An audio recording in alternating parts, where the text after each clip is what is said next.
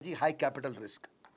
एक बार फोन लगाया आधार ने पिता साइरस को, हेलो पापा, हाँ या ना।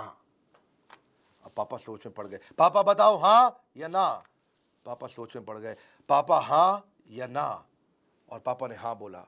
ये था वो 200 करोड़ का बहुत बड़ा इनका हाई कैपिटल रिस्क। मैं बताता हूं क्या हुआ। ऑक्सफोर्ड में जेनर इंस्टीट्यूट है जो कि ऑक्सफोर्ड यूनिवर्सिटी की पार्टनरशिप से ऑक्सफोर्ड के कैंपस के साथ में बनाया गया। ये लोग वैक्सीन बनाने में बहुत माहिर हुआ करते थे। और जब 10 जनवरी को पता चला जेनेटिक मटेरियल सीक्वेंसिंग चाइना ने रिलीज किया कोविड का, कोरोना वायरस का, तो 10 जनवरी को ये ऑक्सफोर्ड यूनिवर्सिटी लग चुका था, यानी कि जेनर इंस्टीट्यूट लग चुका था वैक्सीन बनाने में। 10 जनवरी से ये लोग अप्रैल तक लगे रहे, कुछ मेहनत करके इन्होंने बना लिया।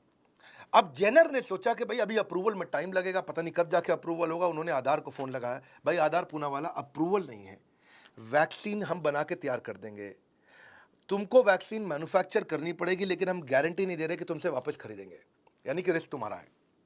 लेकिन अगर तुमने बना ली तो सबसे पहले बाजार में पहुंचोगे, और अगर अब डिसअप्रूव हो गई तो 10 मिलियन वैक्सीन तुम्हारी वेस्ट हो जाएंगी।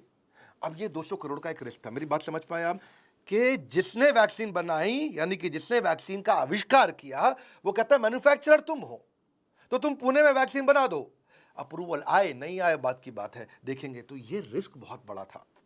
और ये प्रोसेस के अंदर वैक्सीन बनाने में टाइम लगता था। अगर अप्रूवल का वेट करके वैक्सीन बनाते तब तक दुनिया में और लोग बना चुके होते। तो इसलिए आधार पूना वाला को देखना था कि भाई अप्रूवल का वेट करूं कि नहीं करूं, अप्रूवल का वेट करूं कि नहीं करूं। वेट नहीं किया और वैक्सीन ठीक निकल गई। 80% ये जानते थे कि ऑक्सफोर्ड की वैक्सीन फेल होगी नहीं, इनको ये विश्वास था।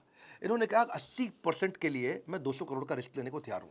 तो बिना सर्टिफिकेशन के, बिना ट्रायल के, बिना अप्रूवल के इन्होंने वैक्सीन बनानी शुरू कर दी, मैन्युफैक्चरिंग शुरू कर दी।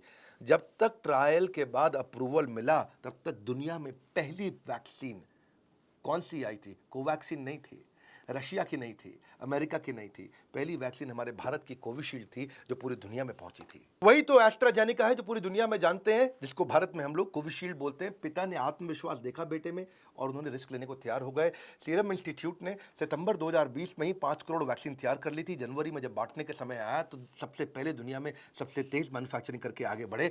आधार की सबसे अच्छी क्वालिटी यही है कि ये विजन अच्छा रखते हैं। तीसरी बात, सोल्यूशन ओरिएंटेड अप्रोच। ये ऐसी अप्रोच है इनकी कि पोलियो की महामारी दुनिया भर में फैल रही थी 1930s, 40s और 50s में। जब 50s में बहुत ज़्यादा फैल गई तो यूएस के जो प्रेसिडेंट थे फ्रैंकलिन रूजवेल्ट, उन्होंने कहा कि भाई अब धावा बोलो पोलियो पे, फटाफट इसकी वैक्सीन तैयार करो। और इन्होंने इंजेक्शन की वैक्सीन उस समय तैयार करी। 1961 में ओरल वैक्सीन भी तैयार कर दी अमेरिका ने।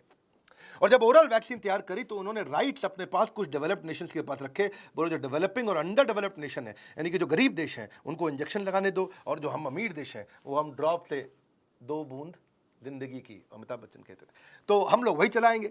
हाँ, और तो साइरस पूना वालों को ये बात नहीं जमी। इन्होंने यूएस में और डब्ल्यूएचओ में कुछ चिट्ठियां लिखनी शुरू करी और बातचीत करी। बोला कि देखो, कम से कम भारत जैसे देश और जो बहुत बड़े देश हैं, वहाँ पे एक तो क्या है, आपको सिरिंज भी बनानी है और शीशी जिसके अंदर दवाई होती है वो भी बनानी है। उसको तोड़ेंगे, फिर दवाई निकालेंगे, फिर लगाएंगे। बोले थोड़ा ये है, इसकी मैन्युफैक्चरिंग कॉस्ट ज़्यादा है, इसमें वेस्टेज भी ज़्यादा है, क्योंकि आपको सिरिंज का भी डिस्पोजल करना होगा। इसके अलावा इसको स्टोरेज करने के लिए ज़्यादा जगह चाहिए। इसका लॉजिस्टिक्स ज़्यादा परेशानी करने वाला, इनकन्वीनियंट है, टाइम बहुत ज़्यादा लग जाता है। और सबसे बड़ी बात है कि इंजेक्शन लगाने के लिए ट्रेन स्टाफ चाहिए। बूंद तो कोई भी आएगा, हाँ, कोई भी पिता माँ दादा दादी, कोई भी टपक टपक 2 बूंद डाली, काम हो गया। उनको समझाए। और इनकी मतलब यही असर था कि 84-85 के बाद serum institute of India, Cyrus Poona वाला ने मैनेज किया डब्ल्यूएचओ को कन्विंस करने में कि ओरल वैक्सीन ही इंडिया में चाहिए होगी। ये इनकी पहली जीत थी।